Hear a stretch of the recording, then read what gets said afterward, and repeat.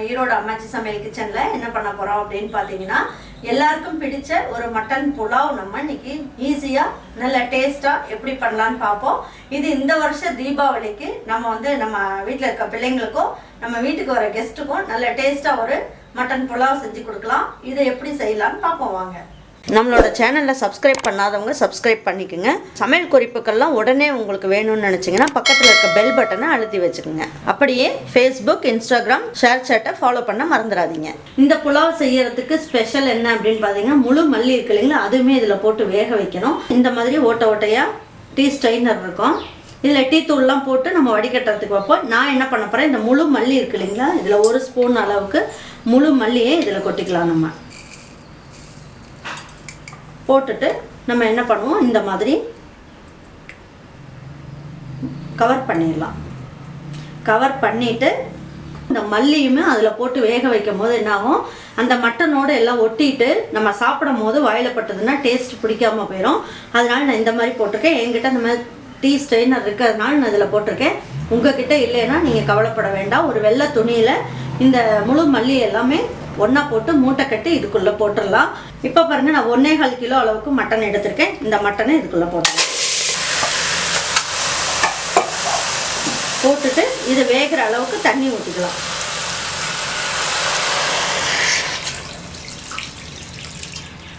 இந்த அளவுக்கு நீங்கள் தண்ணி ஊற்றிட்டிங்கன்னா போதும். இந்த தண்ணி நம்ம பிரியாணி செய்யறதுக்கு யூஸ் பண்ணிக்கலாம். அதனால கொஞ்சம் நிறைய இருந்தாலும் பரவாயில்ல.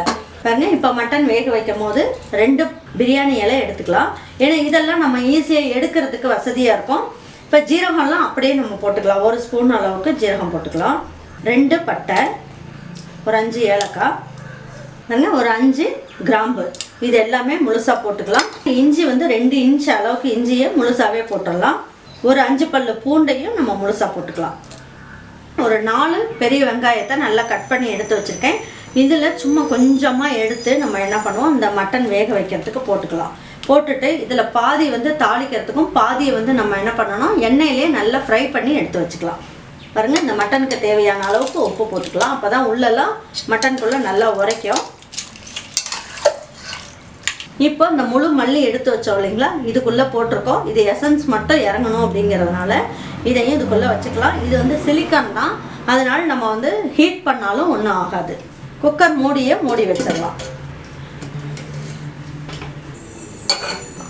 இது எல்லாம் ஆடுதான், அதனால் 3 விசில் வந்த உடனே நம்ம என்ன பண்ணுவோம், 1 நிமிஷம் ஸ்லோ ஃப்ளேமில் வச்சுட்டு ஆஃப் பண்ணிடலாம். ஆஃப் பண்ணிவிட்டு இந்த புலாவ் எப்படி செய்யலான்னு பார்ப்போம்.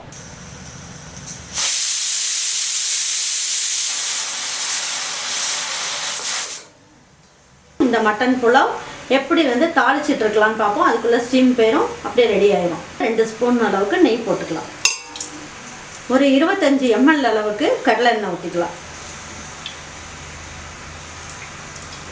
புலாவுக்கு 2 பட்டை போட்டுக்கலாம், 2 அன்னாச்சி முக்கு, 5 ஏலக்காய், ஒரு 7 கிராம்பு, 1 ஸ்பூன் அளவுக்கு சோம்பு, அதுக்கப்புறம் 1 ஸ்பூன் அளவுக்கு ஜீரகம், 1 ஸ்பூன் அளவுக்கு மிளகு, முழு மிளகு, இதெல்லாம் போட்டு தாளிக்கும் போது நல்லாயிருக்கும் டேஸ்ட்டு.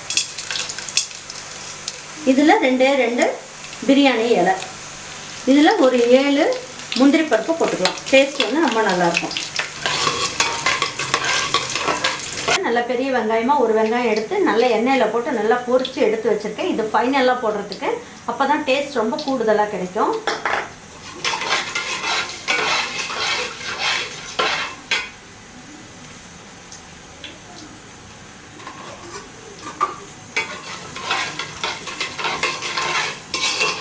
ஒரு கைப்பிடி அளவுக்கு பெரிய வெங்காயத்தை எடுத்து இதையும் போட்டுக்கலாம்.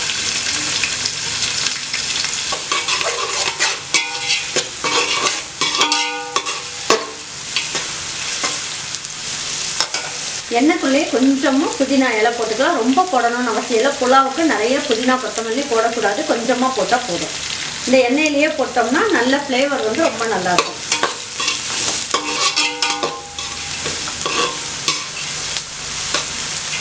இது நல்லா செவக்க வதக்கிக்கணும். நல்லா செவந்து வதங்கினா தான் நல்ல டேஸ்ட் ரொம்ப கூடுதலாக கிடைக்கும். இதுலேயே நான் என்ன பண்ணியிருக்கேன், 7 பச்சை மிளகாய் எடுத்திருக்கேன். காம்பை மட்டும் எடுத்துருங்க, கீரையெல்லாம் போட வேணாம், முழுசாக போட்டுக்கலாம்.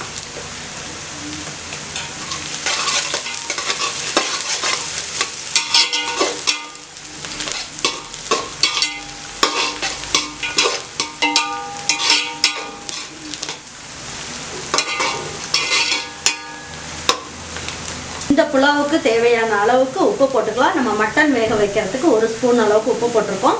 ஆனால் இந்த அளவுக்கு உப்பு கரெக்டாக இருக்கும்.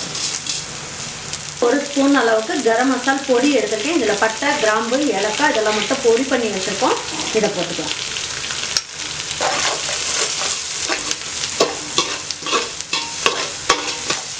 இதில் 2 ஸ்பூன் அளவுக்கு இஞ்சி பூண்டு பேஸ்ட் எடுத்து வச்சுருக்கேன். இதையும் போட்டுக்கலாம்.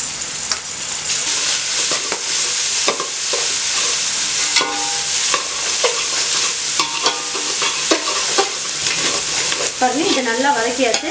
இதில் தக்காளி போட்டாலும் போடலாம். இது வந்து இந்த தக்காளியோட கலரில் இறங்கக்கூடாது அப்படிங்கிறதுக்காக நான் என்ன பண்ணியிருக்கேன், நல்ல பெரிய பெரிய பீஸாக ஒரே ஒரு தக்காளியை பெருசாக கட் பண்ணியிருக்கேன். அதை மட்டும் போட்டுக்கலாம். 200 ml அளவுக்கு தயிர் எடுத்துகிட்டு இந்த தயிரையும் இதில் ஊற்றிக்கலாம்.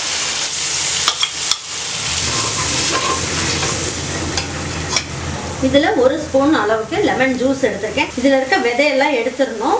எடுத்துகிட்டு ஊற்றிக்கலாம்.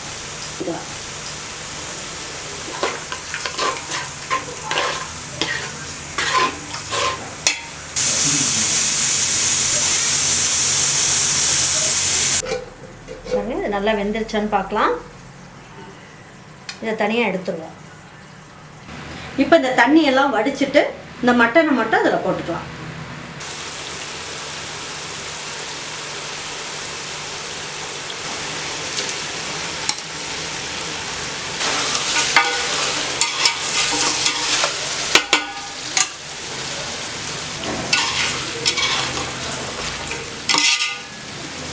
இப்போ 1 நிமிஷம் மட்டும் நம்ம என்ன பண்ணுவோம், தட்டை வச்சு மூடி வச்சுக்கலாம். 1 நிமிஷம் மட்டும் மூடி இருந்தால் போதும். இப்போ அந்த தட்டை எடுத்துட்டு நம்ம பார்க்கலாம்.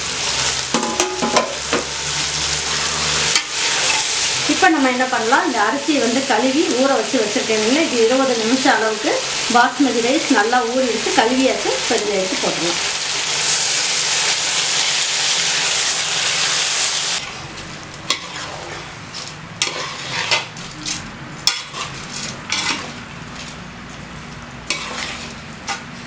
போதும், இந்த அளவுக்கு பிரட்டி விட்டிங்கன்னா போதும். ரொம்ப நேரம் பிரட்ட வேண்டியதில்லை.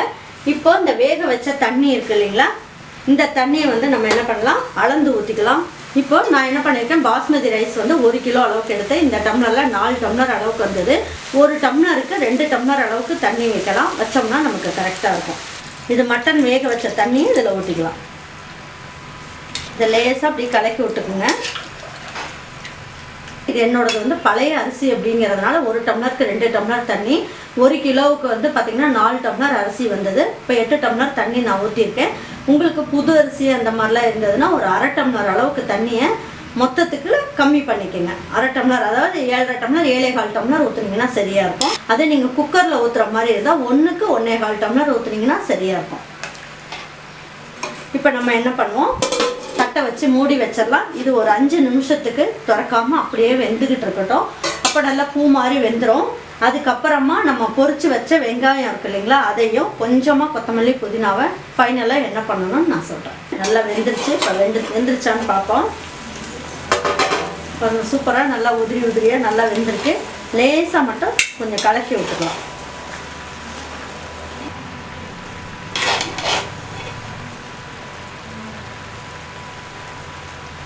இப்போ இந்த மாதிரி நல்லா லேசாக அப்படியே பரப்பி விட்டுருங்க. இந்த மாதிரி 2 வெங்காயத்தை எடுத்து நல்லா எண்ணெயில் போட்டு நல்லா பொரிச்சு எடுத்து வச்சுருக்கேன். இந்த அளவுக்கு நல்லா பொரிச்சதுக்கப்புறம் இதை ஃபைனலாக அப்படி தூவி போடும்போது நல்ல டேஸ்ட் வந்து சூப்பராக இருக்கும் புலாவுக்கு. புதினா இலையை நம்ம தூவி விட்டலாம். கொஞ்சமாக மல்லி இலையும் தூவி விட்டுலாம். தூவி விட்டுட்டு 1 ஸ்பூன் அளவுக்கு நெய்யை நம்ம இந்த மாதிரி நல்லா ஸ்ப்ரெட் பண்ணி விட்டுருவோம்.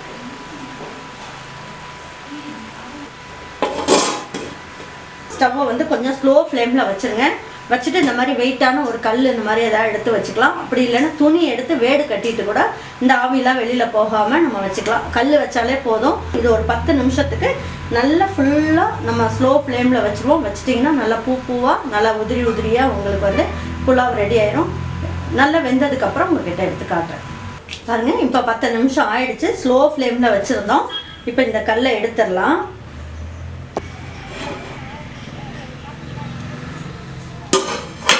பாருங்கள், நம்ம ஊற்றின தண்ணியெல்லாம் நல்லா கரெக்டாக சூப்பராக வந்திருக்கு. இப்போ ஸ்டவ் ஆஃப் பண்ணிடலாம். இப்போ கரெக்டான பதத்துக்கு வந்திருக்கு. இதை ஒரு 10 நிமிஷம் அப்படியே வச்சுட்டு நம்ம எடுத்து வச்சு பரிமாறிக்கலாம்.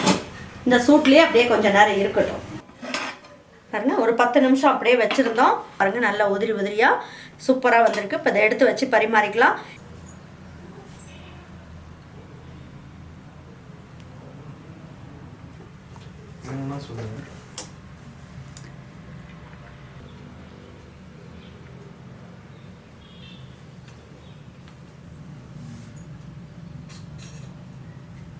இந்த மாதிரி ஒரு எக் கிரேவி ஒன்று வச்சுக்கலாம். வச்சுட்டு இதை வச்சு பரிமாறும் போது ரொம்ப நல்லாயிருக்கும்.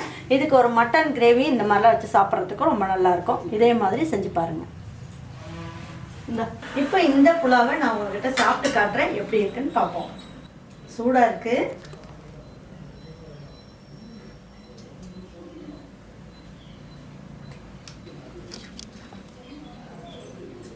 சூப்பராக இருக்குங்க. ரொம்ப அருமையாக இருக்குது.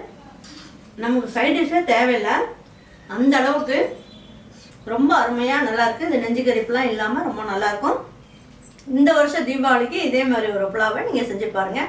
லைக் பண்ணுங்கள், ஷேர் பண்ணுங்கள், சப்ஸ்கிரைப் பண்ணுங்கள், மறந்துடாமல் கமெண்ட்ஸ் பண்ணுங்கள். தேங்க்யூ ஃபார் வாட்சிங் ஈரோடு அம்மாச்சி சமையல். தேங்க்யூ.